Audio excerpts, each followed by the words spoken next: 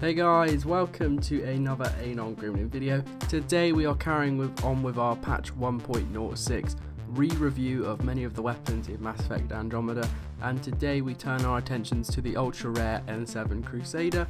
So the significance difference you'll be seeing as of patch 1.06 is before its base rank 1 damage was 382, that has been boosted to 699 damage now. That's like close to double, not quite double obviously, but that is a very impressive find. Also, when it comes to it at rank X, its damage has increased from 442 max to 808. The rest of the stats have stayed the same, so 80 rate of fire, 4 max clip size, 49 max ammo, along with 44 accuracy and 35 weight. All gameplay you are seeing now is recorded on gold, because that's what you're going to be wanting to play ultra rares on. Obviously it wouldn't be very good if you got an ultra rare and you can only play it on silver, and that's what BioWare really highlighted in their live streams. That's what I'm going to do. So when it comes to the Crusader, before I said it was okay, it was a kind of a finisher sort of gun. You'd either use it to dwindle down enemies' health before you use your power or melee them, or you use it to finish them off while they're running off. And I kind of feel like that's still the case with it as of right now.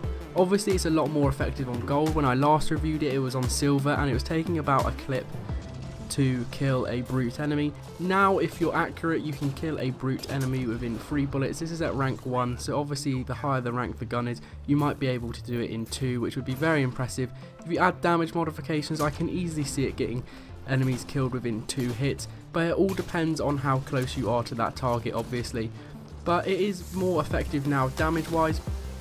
But when it comes to playing with it on gold, it does feel like it's a sort of gun that you do have to compile it with skills or your melee to truly get a lot out of it.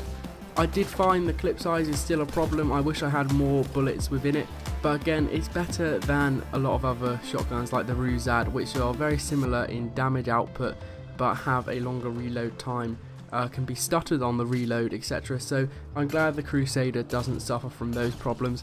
Shotgun play has been overhauled quite a lot by BioWare. It just seems like close range combat is a lot more fluid. It's a lot more kind of, you're able to run and gun, you're able to literally get off shots. Before it felt very clunky when aiming close to a target. You didn't have, it felt like you were moving your scope along and you weren't really moving that quickly, if that makes sense to you. Now you feel a lot safer. It feels like you can fire from the hip a lot more now as well. They've really improved the spread on bullets, etc. Stability is a lot improved as well, so it's really nice to see that shotgun gameplay has been overhauled in that way, and it does make them more versatile weapons. Overall, I would say its weight is fine because you're not really going to be looking at using a secondary along with the Crusader. It is very much a gun you can use on its own. You don't have to have a secondary because, as I said, you are relying on skills and melee when using it, especially on these sorts of characters, the characters you should be playing shotguns on. I should probably also mention its rate of fire. The rate of fire felt fine. It didn't feel too sluggish, and I didn't expect an amazing rate of fire from a shotgun anyway. It felt like a shotgun should basically. The rate of fire hasn't been improved since the patch, so there hasn't been any improvement there. But again, just to reiterate what I said in the previous review before 1.06, the rate of fire feels fine. Again, maybe you'd like it if it was faster, but maybe try putting on a Turing Havoc Trooper and using turbocharge if that is something that really is affecting you.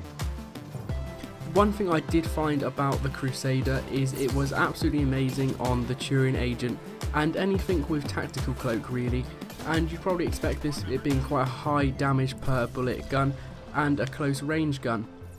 So when it came to my Turing Agent, you can see the review now. I've published it a few minutes ago, so do check that out. But the Turing Agent with its tactical cloak, you can do basically plus 100% weapon damage for 2 seconds after popping your first shot in the cloak, and that made this gun absolutely amazing. It meant it was doing so much damage. As you can see, I'm able to literally just 1 or 2 hit quite large enemies and get them down on their health, which was really nice to see. So again, that really emphasises my fact that the Crusader is a weapon you should be using in conjunction with skills and very many other things.